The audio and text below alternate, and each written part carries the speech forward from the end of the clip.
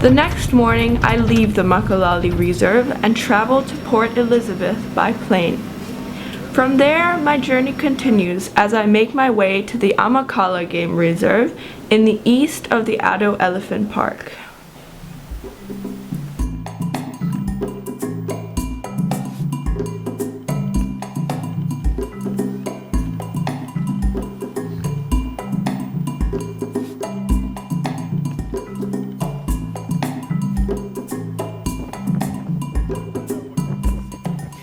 Just like in the Amacala Reserve, I'm taken out onto game drives in the mornings and afternoons.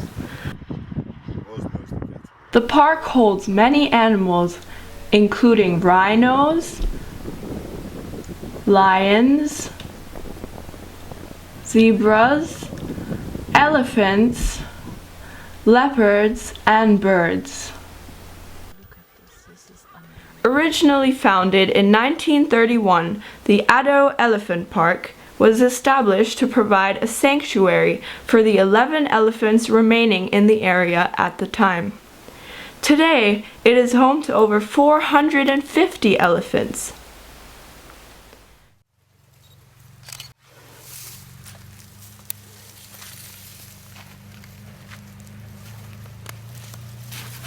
The Amacala Reserve is very famous for its abundance of antelope species.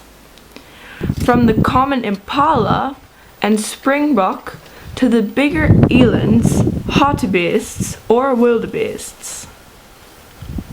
The widespread black wildebeest is a very common and mighty animal here in the reserve.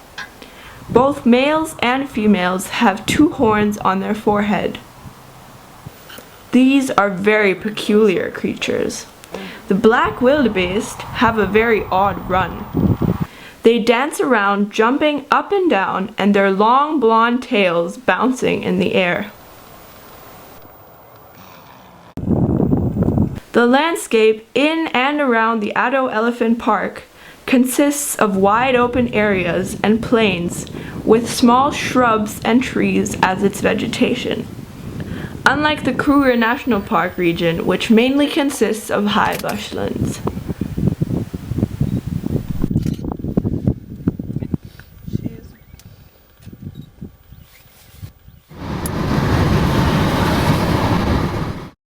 Throughout the next week, I will continue my travels along the coast on the garden route, heading west to Cape Town.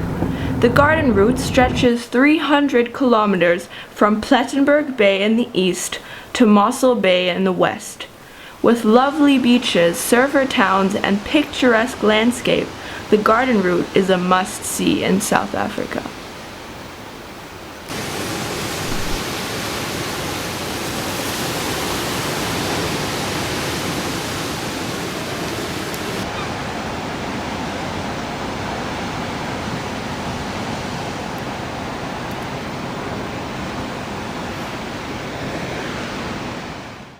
I'm standing here only a few meters from the sea in Plettenberg Bay, my first stop on the garden route.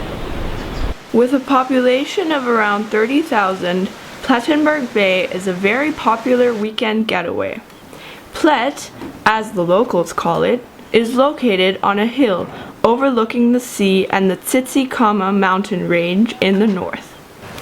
It's a small but busy beach town and attracts many tourists and locals to swim or take part in water activities such as surfing or jet skiing.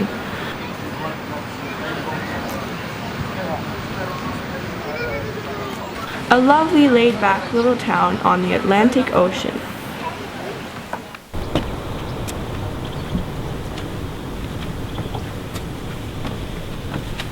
I'm now on Robert Island, a natural reserve and marine protected area located only 8 kilometers south of Plettenberg Bay.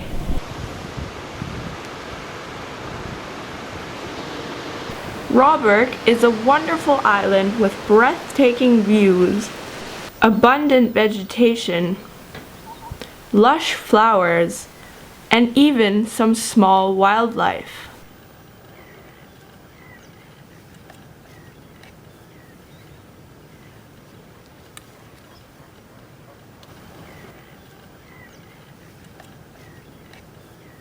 Down at the rocks, where the waves splash against the island, I can even spot a group of seals relaxing in the sun and diving in the cool water.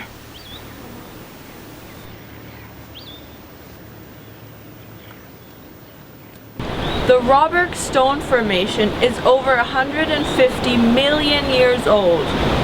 You can see how the layers of sandstone and quartzite have been built up over the past millions of years.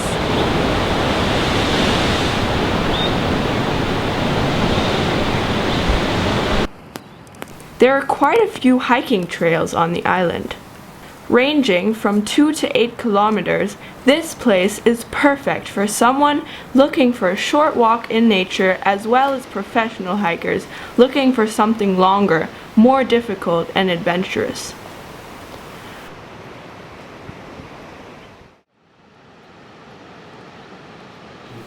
Rawberg Island is one of the many beautiful spots in the nature of South Africa.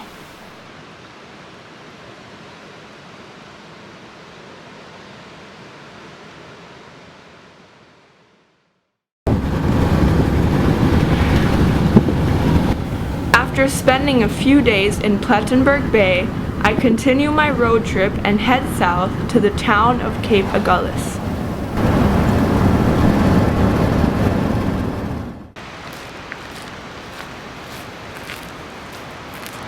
I'm standing here at the southernmost tip of the African continent, in the tiny town of Cape Agulhas. Cape Agulhas is also where the two mighty oceans meet. The Indian Ocean to the east and the Atlantic Ocean to the west.